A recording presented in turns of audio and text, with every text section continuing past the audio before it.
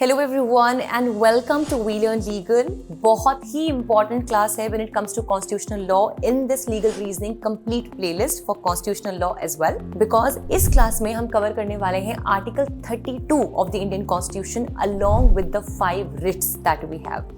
क्या होती हैं रिट्स, क्यों आर्टिकल 32 को heart and soul of the Indian constitution कहा जाता है, this is what you need to no.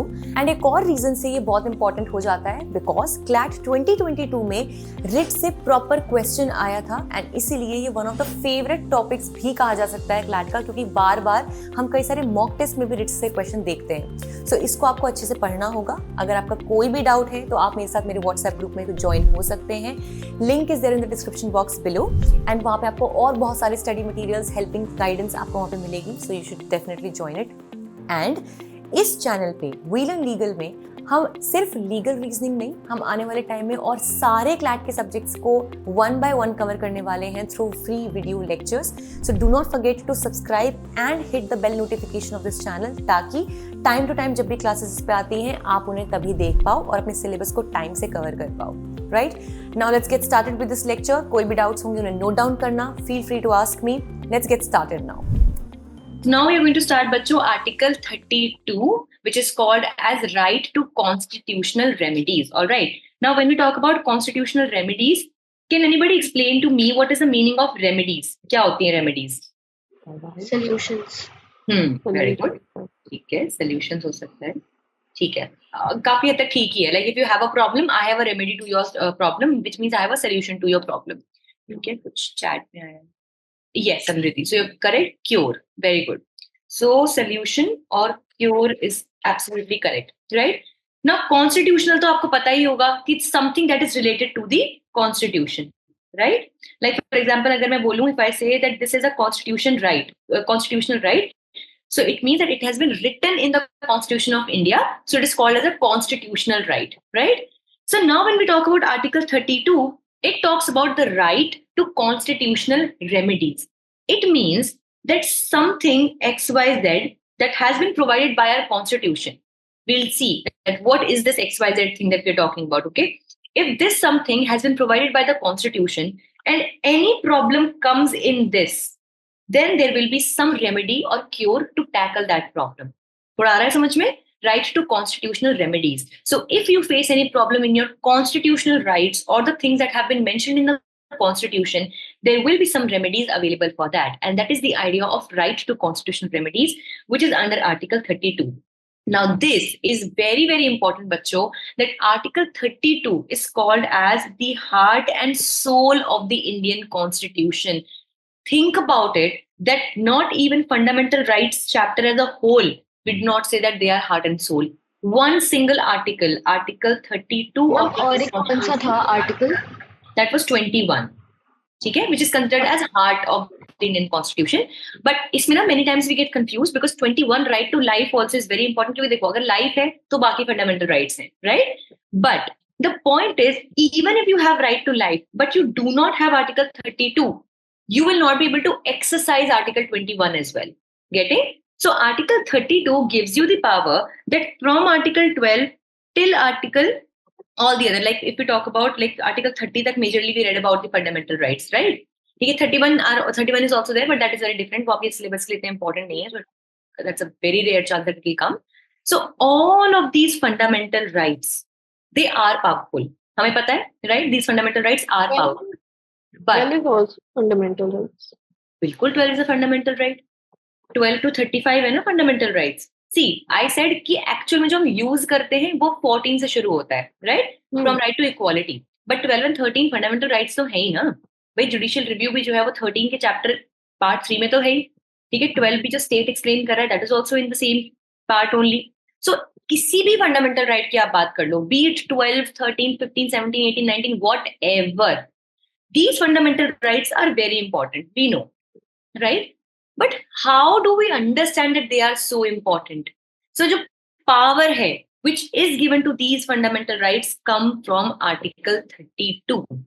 Because this article says that if anybody tries to take away your fundamental rights, you can directly go and claim your fundamental rights in the Supreme Court. सोचो, अगर मैं सिर्फ एक book में आपको एक fundamental rights लिख कर दे देती है ना कि okay you have these fundamental rights, okay, but now you think कि if somebody wants to take away my fundamental rights and I want to claim them कि भाई this is my right, I will not give this thing to you, this is my fundamental right. So who can I ask, who should I, where should I go to ask for my fundamental rights? And I said नहीं, वो नहीं हो पाएगा, बस है तुम्हारे पास ये rights. So just think about it. Had they been really practical, if you really cannot put them into action, कहीं तो आप जाओगे ना, कोई तो आपका सहारा होना चाहिए. Like when I say कि बच्चों, if you have any doubt, then you can come to me. So this is one thing. If I say कि हाँ आप लोग के doubts होते हैं, you can get them solved. अब भाई कहाँ? How to get them solved? Who should be approached to get them solved? Right? Then I'm saying I don't know. You can go on Google or whatever. I don't know, but get them solved. Okay? This is one thing. But when I say कि if you have any doubts, get them solved by me.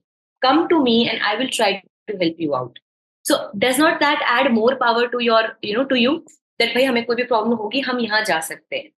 Same is the case over here also. That you have fundamental rights, yes, but you can also go to the Supreme Court. Think about it, the highest court of the country.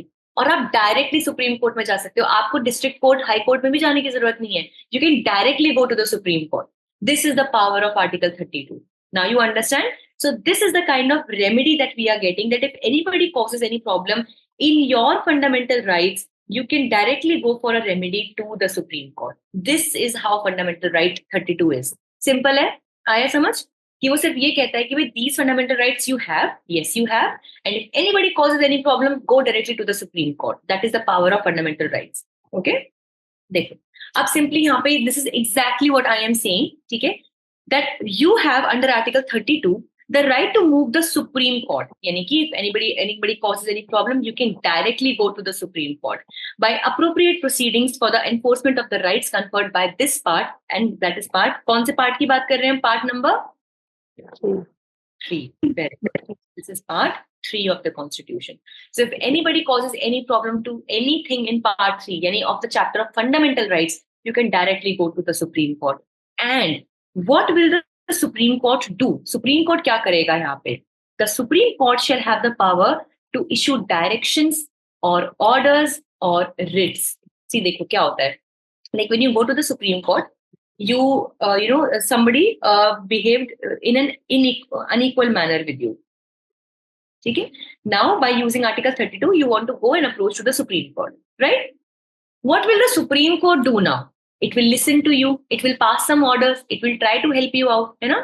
So this helping out is done by the means of writs. We will read what writs are. थोड़ा अजीब सा नाम होता है. इनको हम writs बोलते हैं. But writs important है बच्चों. इस पे question आया है पहले भी, ठीक है? So these are the writs, various kinds. 5 तरह की writs होती हैं. कि depending upon what is the need of the hour, what is the situation, what is the matter, उसके हिसाब से सुप्रीम कोर्ट कोई एक टाइप की रिट इशू कर देगा. विल रीड इट, अभी परेशान मत होना. Okay, that what writs are, कब इशू होती हैं, in which situation, which kind of writ will be issued. Writ is nothing but it's actually an order. Order of home? Order of the supreme court. उनको legal भाषा में writ कहा जाता है, WRIT. Alright, now let's see what is it saying. Article 32 grants every individual the right to move to the Supreme Court for the enforcement of their fundamental rights. You remember? I'll just take you to one thing. Enforceable in the courts of law. This is what we are talking about. So through which article is it enforceable in the court of law? Article 32. Okay. And which court of law are we talking about? This is the Supreme Court. See, ऐसा नहीं है that you cannot go to lower courts. You can. But the power of Supreme Court in Article 32 is so much that if the situation is so grave, you can directly go to the Supreme Court also. This is what we are trying to say. So never think that you can only and only go to the Supreme Court. You can also go to the Supreme Court directly. That is what we are trying to say. Okay. So this point which we read about fundamental rights in the very beginning, that they are enforceable in the courts of law, this is actually Article 32 which makes them enforceable. मतलब आप उनको claim करने के लिए court में, even to the Supreme Court you can go. And there are some orders which are passed by the Supreme Court in order to make them enforceable, which in legal language are called as the writs. Now you understand? Now here we are. All right. So what is it saying? That Article 32 grants every individual the right to move the Supreme Court for the enforcement of their fundamental rights. This means that if someone believes that their fundamental rights have been violated, यानी कि किसी ने उनको छीनने की कोशिश करी है, they can approach the Supreme Court directly for the relief. Understanding? Because that is how important the fundamental rights are. It also ensures that not only do individuals have the rights to move to the Supreme Court, but the court also has the power to issue appropriate orders, directions, or writs for the enforcement of the fundamental rights. So understand the simple procedure. You have been given fundamental rights. Somebody tries to violation का मतलब समझ में आता है ना बच्चों? Somebody tries to take away your fundamental rights, okay? So somebody tries to violate your fundamental rights. Now you want to get them enforced, means you want to get your fundamental rights back.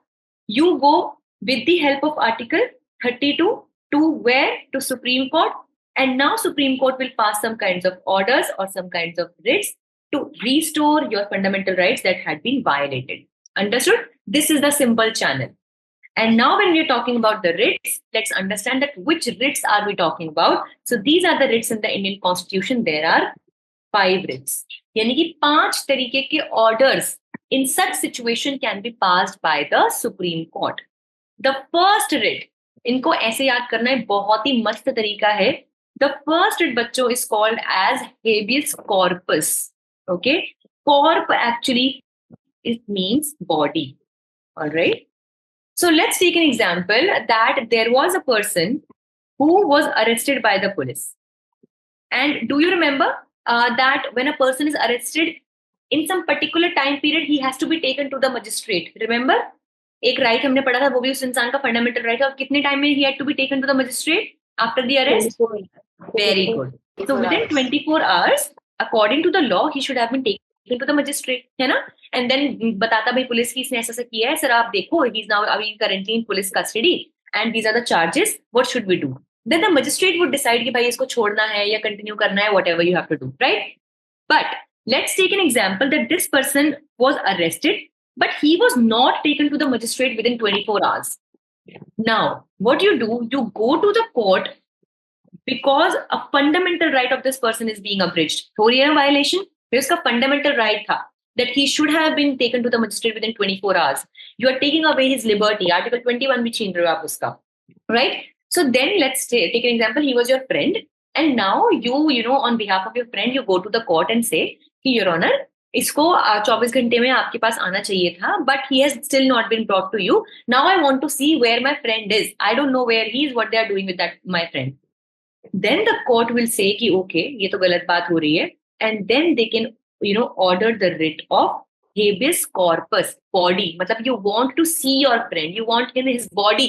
अब देखो body का मतलब dead body मत समझना, ठीक है? It also means a person, ठीक है? You want that person to be produced in the court कि वो क्या रहा है भाई? तो court simply पुलिस को ये writ order करेगा habeas corpus की that you may have the body, that bring this person to me in the court. I want to talk to him and see that why you did not bring him to me in 24 hours. All right.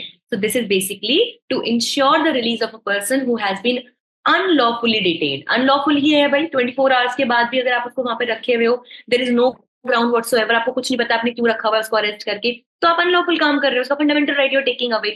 And in that case, the court can ask the authorities to bring that person to the courts and even order a release of that person if he had not done anything wrong. Understanding? So now this is a very famous scene. ये कौन सी movie का scene है बच्चों?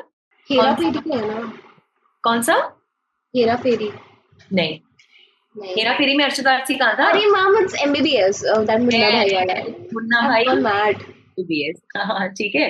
सो मुन्ना भाई MBBS में वो क्या बोलता है उसको कि सर्किट यहाँ मेरे को पढ़ाई नहीं करने दे रहे हैं कि मेरे को अपनी एक बॉडी चाहिए, ठीक है?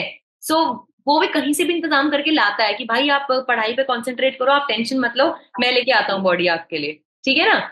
सो देन दिस इज व्हाट, ठीक है? तो अपन को एक बॉडी चाहिए, simple as that, a circuit, अपन को एक बॉडी चाहिए. This is actually nothing but the writ of habeas corpus. Getting? When you ask for a body, अब देखो उसको तो भैया डेड बॉडी, फॉरनर बॉडी कुछ भी चलती, ठीक है? But here they are asking for a person who was wrongfully detained. उसको कहीं पे आपने डिटेन करके छुपा के या दबा के कहीं रखा हुआ था, आपने बंद करके रखा हुआ था. Now the court is asking to bring that person into the court. आया यहाँ तक समझ में? तो this is habeas corpus. Corp please याद रखना बच्चों, corp होती है बॉडी, ठीक है? तो बॉडी ओके, ठीक है? तो बॉडी में you want that body to be produced, to be brought in the court.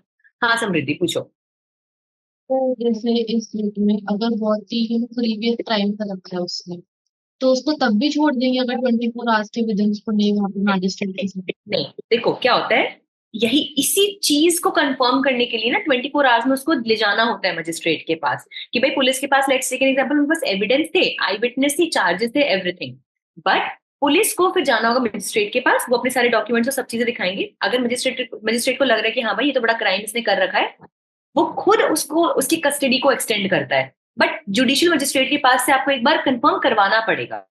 Getting? देखो क्या होता है, let's take an example, Samriti, that I have some revenge to take from you. Okay, I gave money to the police और बोला कि इसको ना 3 दिन मस्त लॉकअप में रखो, राइट? सो पुलिस तो है ना, it can act like that also, but इसलिए 24 घंटे तक ये होता है कि 24 घंटे रख लिया ना आपने, उसके बाद get this verified by judicial magistrate also, by जज ऑल्सो, कि भाई these are the charges against him, ये खतरनाक है, इसको सोसाइटी में बाहर छोड़ना, he can do more of crime, we want to keep him in custody until we complete our investigation. So उसका एक्सटेंड कर सकता है, but it will not be on police, it will be on that judicial magistrate to look into the things and then extend his custody. Get it? किसी भी वजह से 24 hours की वजह से उसको मैजिस्ट्रेट के सामने पेश ही नहीं कर पाए, हाँ। एंड जिसने क्राइम करा उसने ये डिमांड कर ली कि हाँ 24 आवर्स में नहीं हुआ मेरा right. So again, we have to look at this, that this right also is not absolute, है ना? देखो कभी कभी क्या होता है, there have been actual cases, like let's take an example कि किसी एक एक्स गांव में उसको अरेस्ट किया, right? एंड जो नियरेस्ट आपका मजिस्ट्रेट था that was 300 kilometers away, let's take an example, ठीक है? बट बीच में there was an important bridge through which only you had to pass and you could reach over there, अब वो bridge ही टूट गया, let's take an example, है ना? And आप उस सिचुएशन में फंस गए कि विद इन 24 आवर्स आप नहीं पहुंच पाए। गेटिंग? तो टेक्निकली तो आपने टाइम एक्सटेंड कर दिया, है ना, आप 24 घंटे में नहीं ले जा पाए उसको वहां पे, but again were the circumstances in your control? No, आप तो शायद अपनी तरफ से ले जाना चाह रहे थे, है ना, but because the route was not working, वो रोड ही खराब हो गया था, तो वहां पे उसको एक्सटेंशन मिल जाता है। गेटिंग? सो वहां पे पुलिस के ऊपर चार्जेस नहीं लगते एंड ये सिचुएशन को समझा जाता है। या फिर लेट्स टेक एन एग्जांपल कि जिस इंसान को आप ले जाने वाले थे, जो अरेस्ट आपने जिसको किया था, उसकी ही तबीयत इतनी खराब होगी कि you had to hospitalize that person, है ना? अब पूरा 1 या 2 दिन उसकी हॉस्पिटलाइजेशन में निकल गया, 24 या 48 घंटे यहीं पर हो गए, अब आप उसको ले जा रहे हो, अब बाद में वो बोले कि मैं तो इनका जीना हराम करता हूँ इन पुलिस वालों का, क्योंकि मुझे तो 24 घंटे में नहीं लेके गए। तो then again because the situation was beyond control, in that case आपको वो एक्सटेंशन या लेवरेज मिल जाता है। बट अगर आप जानबूझ के उसको नहीं लेके गए, लॉकअप में आपने बंद करके रखा, देन आपको वो नहीं मिलेगी वो लेवरेज। Got it? हाँ भावेगा। हाँ, मेरा एक क्वेश्चन है कि जो जेठालाल, जो तारक मेहता का उल्टा चश्मा सीरियल है, उसमें जो जेठालाल था, जो पाकिस्तान के बॉर्डर में जो हुआ था, उसमें भी ये काम करेगा? क्या हुआ था? मैंने नहीं देखा भाई। अरे मतलब पाकिस्तान के बॉर्डर में, मतलब वो उसका जो ऊँट था वो गलत दिशा में चला गया, तो वो पाकिस्तान के लोगों ने उसे टेररिस्ट समझ के उसे रख लिया अपने पास। अच्छा, तो फिर यहाँ से ये इसकी वाइफ और ये लोग, जितने लोग इधर कच्छ साइड में थे, वो लोग सुप्रीम कोर्ट गए, तो फिर उसमें भी यही हुआ होगा अप्लाई? नहीं उसमें ये नहीं हुआ होगा, ये तो वही क्या क्या अंधविश्वास मचाते हैं ये लोग। तो देखो, सुप्रीम कोर्ट का पूरा नाम क्या है? Supreme court of India. India. तो उसकी जूरिसडिक्शन जो है, यानी कि उसका जो काम करने की जो टेरिटरी है, वो भी इंडिया ही है। ठीक है? हाँ, इंडिया में अगर अंडमान एंड निकोबार आता है तो है, अगर इंडिया की कोई ऐसी टेरिटरी है जो इंडिया के कंट्रोल में है तो है, लेकिन इंडिया के इंटरनेशनल बॉर्डर के बाहर कहीं भी सुप्रीम कोर्ट की कोई वैलिडिटी नहीं है। ठीक है? हाँ, ये हो सकता है, one thing that can be that Supreme Court or basically the legal system of the country can take it to the international court, जो इंटरनेशनल कोर्ट ऑफ जस्टिस होता है, जो गेटिंग, क्योंकि जब दो इंटरनेशनल बॉर्डर पे आपकी कोई बात आ गई ना, तो दोनों कंट्रीज की बात हो गई ना ये, तो सुप्रीम कोर्ट के ज्यादा चाची का लड़का है जिसको ज्यादा प्रेफरेंस मिलेगी? नहीं है ना। तो इसीलिए उसमें इसमें सुप्रीम कोर्ट का कोई लेना देना नहीं है। हाँ, ये हो सकता है क्योंकि हम एक जनरल सिटीजन को नहीं पता होता, तो हम कहाँ जाएंगे भाई, हम तो सुप्रीम कोर्ट के पास ही जा सकते हैं, बट सुप्रीम कोर्ट के पास कोई पावर और जुरिसडिक्शन नहीं है beyond international borders. Understand this, okay? ना ही उसकी कोई जजमेंट की मान्यता है वहां पर इंडिया से बाहर, और ना ही वो कोई मैटर को अपने अंडर ले सकता है, सिर्फ इंडिया के मैटर्स को वो देख सकता है। बट ऑफकोर्स उसके लिए हमारे पास इंटरनेशनल कोर्ट्स होते हैं, आईसीजे होता है, जैसे कि कभी भी आपने देखा होगा कि वॉर के टाइम पे if you know any army person जो वहां चला गया, जैसे प्रिजनर ऑफ वॉर जिसको हम कहते हैं, तो उसका मैटर कहाँ पे जाता है? Vienna convention, that is international convention about this prisoners of war को लेके इंटरनेशनल कोर्ट ऑफ जस्टिस पे जाता है। वो उसके सुप्रीम कोर्ट या मेरे सुप्रीम कोर्ट पे नहीं जाता, गेट इट? क्योंकि वो खुद का बस नेशनल काम करने के लिए है, इंटरनेशनल नहीं, गेट इट? सो वहां पे सुप्रीम कोर्ट हेबिस कॉर्पस या कुछ भी इशू नहीं कर सकता supreme court. But supreme court के थ्रू ही जाएगा ना? नहीं, ऐसा नहीं होता, सुप्रीम कोर्ट का कोई ड्यूटी ऐसा नहीं होता। वो इंडिया का एक अलग जो ओवरऑल लीगल सिस्टम होता है ना, आप उनके थ्रू जाते हो। सुप्रीम कोर्ट का ऐसा कोई रिस्पॉन्सिबिलिटी नहीं है कि सुप्रीम कोर्ट आपका केस आईसीजे में लेके जाएगा, ओके? वो आपके एक पूरा चैनल होता है, एक अलग पैनल होता है जो आपके इंटरनेशनल, जिसको कहेंगे ना रिप्रेजेंटेटिव्स हो गए, मतलब एक लीगल सिस्टम में जैसे हमारे एम्बेसडर्स नहीं होते बाकी डिप्लोमेटिक काम के लिए, ऐसे ही होते हैं लीगल सिस्टम में भी, तो उसमें सुप्रीम कोर्ट की ऐसा कोई ड्यूटी नहीं है, ठीक है? हाँ, of course supreme court can help, supreme court can give opinion, but representative नहीं होता, ठीक है? हाँ, निहारिका क्वेश्चन था कोई? हाँ मैम, मैम फॉर एग्जाम्पल कि पुलिस एक XYZ क्रिमिनल के घर जाती है, पर्पसली उसे फ्राइडे के दिन पकड़ती है, तो मैजिस्ट्रेट के पास सैटरडे तो नहीं लेके जा सकती है ना? हाँ, नहीं ले जा सकती। ये लोग, ये बहुत, इसको मैं क्या बोलूं, इसको लिटरली कमीनापन कहते हैं पुलिस का, और वो करते हैं, ऐसा करते हैं क्योंकि टेक्निकली सैटरडे संडे क्योंकि वर्किंग नहीं होता है ना, तो वो यही बहाना मारते हैं, और वो करते हैं कई लोग ऐसा, वो करेंगे फ्राइडे की रात को या शाम को कि भाई सैटरडे संडे वैसे, क्योंकि कोर्ट्स जो हैं वो नॉर्मल काम के लिए अवेलेबल नहीं होंगे। अभी लाइक मे बी और maybe not, Arvind Kejriwal को जो पकड़ा था उन्होंने, they got him on Friday. But this is one thing कि एक बच्चों होता है जिसको what term is it exactly, expedite भी कहते हैं इसको करने के लिए, लेकिन कभी कभी कुछ होता है कि कुछ अर्जेंट मैटर्स जब होते हैं, तो अर्जेंट मैटर्स में आप मजिस्ट्रेट के घर जाके भी परमिशन ले सकते हो, ठीक है? तो वो जिसको काम करना होता है ना, वो तो पताल से भी खोद लाता है इंसान को, और जिसको नहीं करना हो तो, क्योंकि देखो जब कोई आम आदमी होता है ना, नॉर्मल आदमी, उसको तो यही कह के बोल दिया जाता है कि नहीं मिलेगी बेल भाई सैटरडे संडे, कोर्ट ही बंद है, जज साहब भी अवेलेबल नहीं है, कहाँ से मिलेगी बेल, है ना? सो ये बिल्कुल होता है, यही लूप होल्स हैं निहारिका, टू बी ऑनेस्ट, है ना? यही लूप होल्स को यूज करते हैं लोग कि अरेस्ट ही फ्राइडे को करते हैं ताकि सैटरडे संडे की उनको वैसे बोल दें। वकील भी बड़े कुछ चंट से होते हैं, लेकिन भाई जब कोई देखना कभी भी कोई इस तरह का मैटर होता है, हाई प्रोफाइल मैटर, तो सैटरडे को भी बेल मिलती है, संडे को भी बेल मिल जाती है, जब वो स्पेशल ऑर्डर लेके या स्पेशल जिसको कहते हैं ना लीव लेते हैं, स्पेशल लीव होती है वो, ठीक है? तो उसमें आप स्पेशल वो जाके आप वहां से घर जाके भी आप काम करवा लेते हो, तो वो आपके ना इस पर डिपेंड करता है कि कितना कैपेसिटी है ना आपकी। वरना तो भाई एंटीसिपेटरी बेल के बारे में सुना है? एंटीसिपेटरी बेल इज अरेस्ट होने से पहले ही बेल लेके, ये भी प्रोविजन, मतलब कि ऐसे तो फिर कोई भी हर 3 दिन में बेल उठा के ले आएगा एंटीसिपेटरी, बट इजी नहीं होती। बात यही होती है निहारिका कि एंटीसिपेटरी बेल मिलना जितना हमारे यहाँ लगता है ना हम सुन के कि भाई मेरे को तो, अब जैसे मैं मार के आ रही हूँ, मार पीट के, और मुझे पता है वो बोल के ही गया है कि रुक तू बताता हूँ तुझे, मैं तेरी FIR करता हूँ, उससे पहले मैं बेल लेके बैठ जाऊँ, ठीक है? कितने मजे आते मेरे, है ना? कि बड़ा ड्रामेटिक मोमेंट नहीं हो जाता, पुलिस आती है और मैं कहती है हाँ मेरे पास तो पहले से एंटीसिपेटरी बेल है।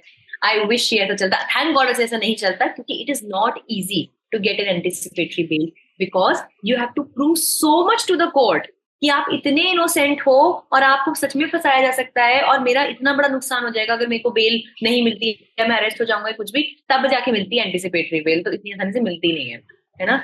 अगेन इस पे बहुत कुछ डिपेंड करता है, ठीक है? अगर ये है ना आपके पास लक्ष्मी जी की अगर आप पे कृपा है, तो आप जो है वहां पे बैठे बैठे ही आपका कोई ज्यादा कुछ उखाड़ नहीं पाता है, सच में। मतलब पैसा बहुत बोलता है भाई, legal system is so much on to money, पैसा है ना तो आपको, अब लगा लो ना, वो क्या था वो केस पोशा वाला, वो पुणे वाला, ऐसे लिखवाया उससे, ऐसे सीरियसली, ठीक है? मतलब उसका कोई जजमेंट नहीं आ रहा है, आएगा इतनी आसानी से। इन मामलों में कभी जजमेंट जल्दी नहीं आते हैं, जब पैसा होता है ना, जब जिसके बाप के पास पैसा होता है वहाँ जजमेंट कभी जल्दी नहीं आते हैं। मुझे इतना गुस्सा आ रहा है कि मैं लड़ लूं जाके।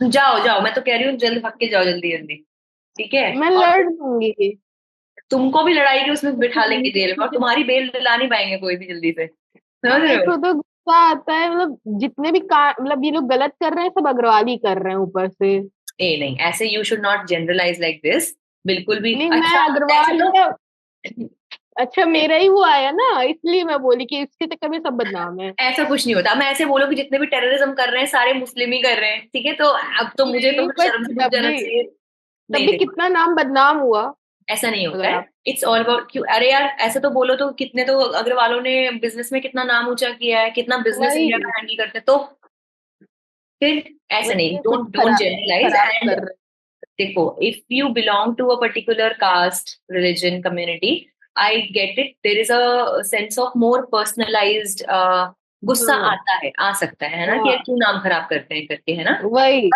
कभी कभी मैंने ये भी नोटिस किया है कि कभी कभी हम ज्यादा न्यूट्रल फील करने के लिए बहुत ज्यादा वो हो जाते हैं, harsh towards our own people, like everybody is our own people, but your own community your caste, I don't think you should do that, anybody should do that, because हर टाइप का आदमी आपको हर कास्ट और religion में मिलेगा, trust me on that, every type of man you will find in every type of religion, getting. So हाँ ऐसे देख, अब जैसे अब मैं टेररिज्म की बात करूं, देयर आर पीपल जो जनरलाइज करते हैं, या फिर जो बहुत ज्यादा जेलअप होने के लिए, कि अगर मैं बात करूं तो आई एम मुस्लिम, ठीक है, एंड टू जेलअप with all the other people who think badly about terrorist, क्यों नहीं सोचना चाहिए, बुरा ही सोचना चाहिए, होते ही बुरे, मैं तो मतलब I literally abuse them also, that they are stupid people, ठीक है, because there are many good people also, है ना। हाँ अब वो हैं तो it's part and parcel of every धर्म, रिलीजन, एवरीथिंग, है ना, बिकॉज अगर वो है तो इतने सारे मुस्लिम आर्मी मैन भी तो हैं जो शहीद होते हैं, है ना, अपने देश के लिए, तो फिर क्या, है ना, तो वो भी है, like if any given day if I get a chance to give my life for my country, I would happily do it, trust me, I will do it, है ना। सो इट इज, ऐसे मत सोचना इससे तुमको ही negativity आएगी, ठीक है, डोंट डू दैट। हाँ any doubt, Samriddhi, you are raising your hand, कोई डाउट है? चलो, moving to the next writ. अब रिट का मतलब समझ में आ गया ना, कि एक टाइप का order. So first type of writ was habeas corpus, तो जहां पे भी matter will be something like that, where you want your person to be shown और to be brought into the court, and उसके साथ कुछ गलत हो रहा है, in that case the court can order the writ of habeas corpus. Corp is a body. Mandamus, देखो mandamus क्या होता है, mand is basically from the word command, ठीक है। सो कमांड जब आप किसी को देते हो, देखो दिस इज इट, सो आप इसको ऐसे याद कर सकते हो, मैंडमस इज कमांडमस, कमांड की तरह, basically nothing else, but here the Supreme Court will give a direct, like it is a direct command to a public official or authority to perform a duty they are legally bound to perform. This is very important. आप उनको उसी duty को perform करने के लिए order दे सकते हो जो उनकी लीगल ड्यूटी है, ठीक है। I'll give you a very simple example. Let's take an example that there is an IAS officer. Okay? Now this IAS officer, इसको देखना था that ये बहुत टाइम पे आपने ना बहुत सारे इंटरव्यूज में भी ये क्वेश्चन जैसे देखे होंगे, यू नो, यूट्यूब वीडियो पे, कि let's take an example that this IAS officer, there was one road, है ना, and there was a festival, उसी दिन हिंदूज का भी एक फेस्टिवल था और उसी दिन मुस्लिम्स का भी एक फेस्टिवल था, ओके। अब क्या हुआ कि ना this place is a Hindu majority place, है ना, और यहाँ का जो एमएलए है, he took lot of votes from Hindus and तब वो इलेक्शन जीता था, right? अब what happened कि from the same road both wanted to pass, क्योंकि उनकी भी एक रैली निकलनी थी और मुस्लिम्स की भी, जैसे होता है ना कि कोई एक इवेंट था जिसमें उनका भी एक पूरा एक वो निकलना था, झांकी निकलनी थी, और मुस्लिम्स की भी एक रैली निकलनी, right? Now this MLA makes a call to this IAS officer और बोलता है कि देखो ऐसा है, मेरे को तो ज्यादातर वोट्स हिंदू से ही मिलते हैं, तो एक काम करो, जो दूसरा रूट है छोटा वाला, वहां से आप मुस्लिम्स को भेज दो, और जो मेन रोड है वहां से आप हिंदूज की डिमांड पूरी कर दो और आप वहां से उनको भेज दो, गेटिंग। तो उससे क्या होगा, मेरा भी नाम हो जाएगा, मेरा भी फायदा होगा, एंड मैं प्रायोरिटी देना चाहता हूँ अपने सारे हिंदू वोटर्स को, right. This IAS officer, what do you think? Ki he will be bound to take this order, or he can deny this order? deny. He can deny this order, right? Because it is not under his legal duty. His legal duty is to maintain peace and order, है ना, कि भाई whatever जो best होगा उस area के law and order के लिए वो करेगा। वाकई में अगर इनको भेजना आगे बेटर है तो वो करेगा, इनको भेजना ना वो करेगा, simple, right? Just imagine, you must have heard this many a time, कि if this IAS officer says to this MLA कि okay sir, मैं कर दूंगा ऐसे, कोई प्रॉब्लम नहीं है, just give me this in written, आप एक रिटर्न ऑर्डर मेरे ऑफिस में भेज दीजिए, एंड ताकि कोई भी प्रॉब्लम होगी तो आई एटलीस्ट हैव दिस ना, कि मेरे को ऑर्डर ऊपर से मिला था तो आप भेज दीजिए। क्या लगता है एमएलए रिटर्न ऑर्डर भेज देगा इस बात का? नहीं भेजेगा, क्योंकि this is under the table work, Getting? Because he also knows कि it is not under his power and it is not under his legal duty कि वो उससे ऐसा काम करवाए. Getting?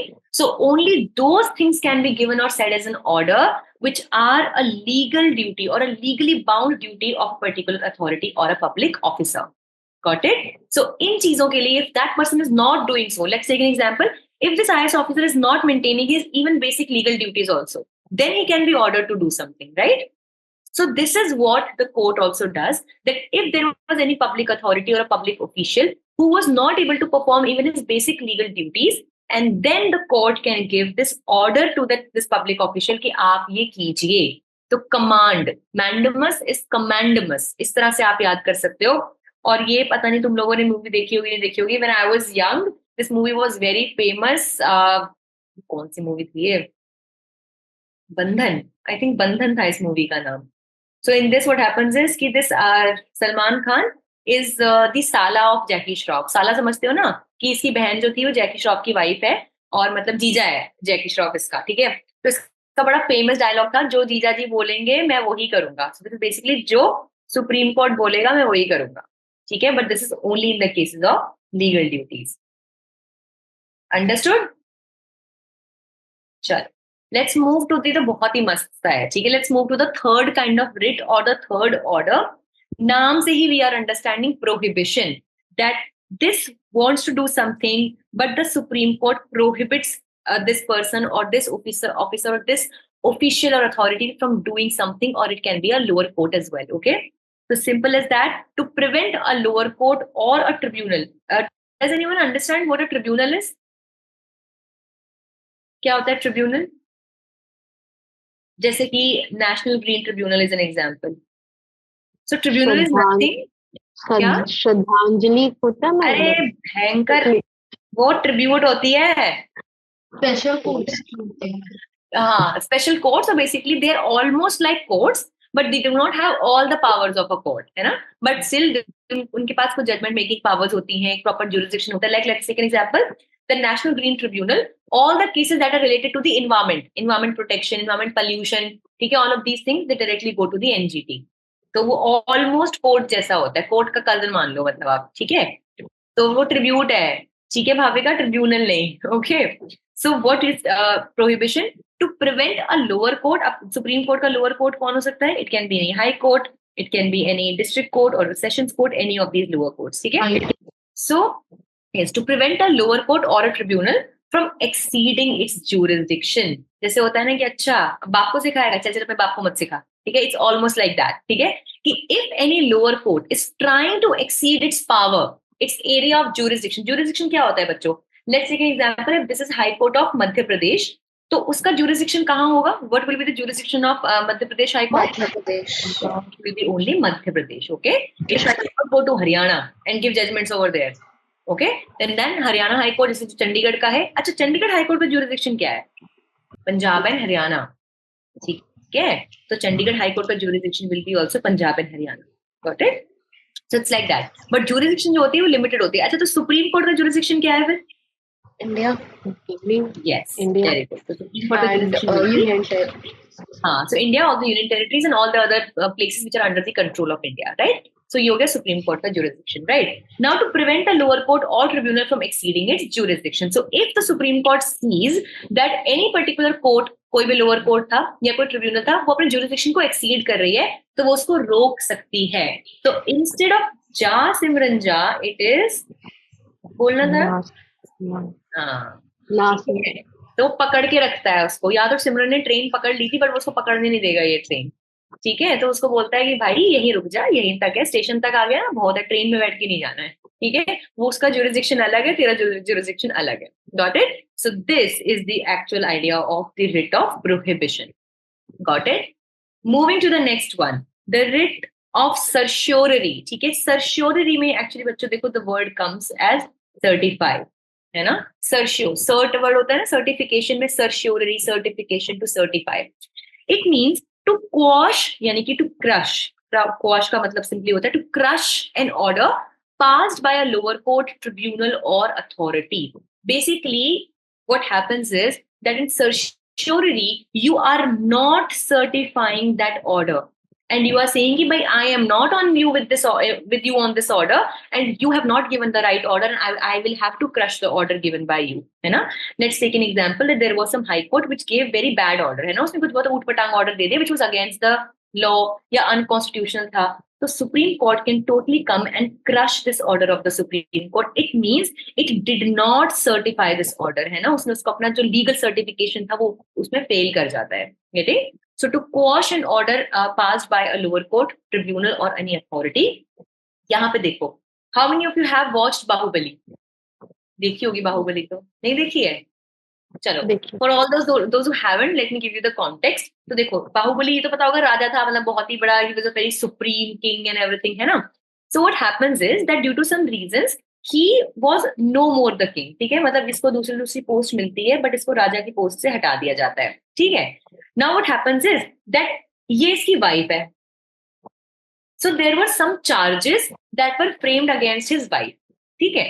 And this was the actual king उस time पे, जिसका cousin रहता है, but he was the king, है ना. अब सही मायने में बताओ कि ऑर्डर जो था वो देने का राइट किसके पास था? इस किंग के पास था. आप तो पुराने किंग हो, आपकी तो ऑर्डर नहीं चलना चाहिए, है ना. अब now he was listening to it, but meanwhile he comes and जिसने इसकी वाइफ को टच करने की कोशिश की होती है वो उसका गला काट देता है. ठीक है. सो बीच में घुस के अपना ऑर्डर दे देता है. गेटिंग? वो क्या है, तो तू बाहर में जा, तेरा कोई जुरिस्डिक्शन नहीं है यहाँ पे. I will really crush your order because I am the one to give the order if it is about my wife. Understanding? So इस सीन को कभी देखना. ठीक है. सो यहाँ पे this authority gets crushed. Getting? So it was almost like that. He is saying कि भाई I am not going to follow your order and that is why, या फिर मतलब your order is not the right order. What I am saying is correct. So you crush the authority or you crush the order passed by any lower court or lower authority. Got it? So this was the scene. And finally, the fifth one is very nice. It is the writ of quo warranto. Quo warranto का मतलब होता है basically बच्चों, it is from the word warrant. ठीक है. Warrant का मतलब basically क्या होता है? टू इंक्वायर, है ना. Like let's say we have a search warrant, we have an arrest warrant. Search warrant का मतलब होता है that for the search and inquiry I have this kind of permission, है ना. वारंट क्या होता है? यही तो होता है कि अरे भैया कहाँ चले आ रहे हो, सर्च वारंट है आपके पास. तो यही तभी तो लोग बनते तेज. ठीक है. तो वो कहता है हाँ भाई सर्च वारंट है हमारे पास. तो को warranto basically to inquire into the legality of a person's claim to a public office. Let's take an example that this is a very very, अभी तुमने recently सुना that there was a lady जिसको कुछ she has done some kind of fraud and now she was an IAS officer और अब उसको उससे हटाया जा रहा है, you know, उसको transfer room से मिला है, that her documents were not correct and everything. So what happened was कि she had taken the exams using some, you know, disability quota and so many other things. But वो उसने prove नहीं किया, IAS तो बन गई, लेकिन अब उसको सब क्वेश्चन कर रहे हैं कि भाई but by what authority are you sitting on this office? भाई कैसे बैठे हो यहाँ पे, क्या आपकी अथॉरिटी है यहाँ पे? That is exactly what it is कि आप किस अथॉरिटी से आप किसी एक पब्लिक ऑफिस पे क्लेम कर रहे हो. भाई if I am saying that I am an IAS officer, I should have cleared the exam, मेरे डॉक्यूमेंट सब सही रहे होंगे तभी जाके तो आई एम देयर ना. अगर वहीं जाके मैं बन जाऊं फ्रॉड की तरह, ठीक है, तो then comes a problem. So here if any such case comes, then the court can issue quo warranto और वहां पे वो इंक्वायरी करवा सकता है on any person who is claiming a public office. Now you understood? ठीक है. ये तो बिल्कुल सिंपल सा है. नायक मूवी का बड़ा फेमस सीन है. अरे बाप रे, तो धोती खोल रहा है, तो हाँ तो धोती खोल के चेक कर लेते हैं भाई. ठीक है, कि whether or not you are eligible for that particular thing or not. Getting? Let's take an example. If you people clear CLAT exam, ठीक है, एंड यू आर सेइंग कि नहीं, मतलब you just took the CLAT exam, अभी result से कुछ नहीं आया और आपने फोर्ज कर लिया सारा जो डॉक्यूमेंट था और जाके बैंगलोर में बैठ गए. ठीक है. So you are not eligible to do that but you still did it, है ना. सो देयर, हालांकि पब्लिक ऑफिस की बात होती है, पब्लिक ऑफिस मतलब सरकारी नौकरी. ठीक है. तो वहां पे को वारंटो की रिट आती है जहाँ पे इट कैन बी इंक्वायर्ड कि भाई इवन आर यू एलिजिबल, आपने सही एग्जाम दिया भी है नहीं, क्लियर हुआ भी है नहीं, all of these things. Alright. So these are the 5 writs. चलो जरा क्विकली टेल मी.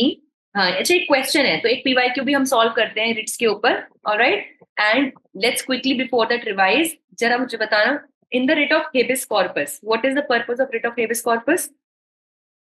बॉडी को क्या बॉडी, क्या बॉडी मसाज?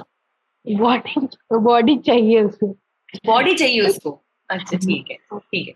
तो बेसिकली प्रोडक्शन क्या? अगर मतलब कि मैम देखना होता है। नहीं, दोबारा बोलना, मैं आवाज कट रही थी। हाँ निहारिका तुम बोलो।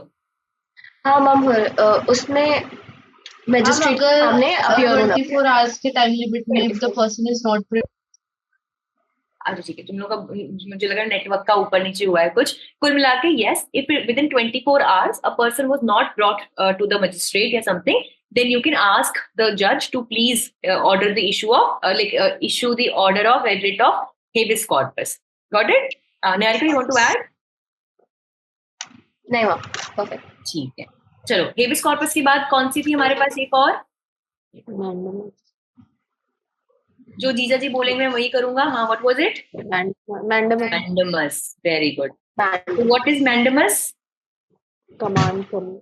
हाँ, मतलब कि ऑर्डर के हिसाब से। हाँ, to command any lower authority. ये आप ये याद रखना बच्चों, ठीक है?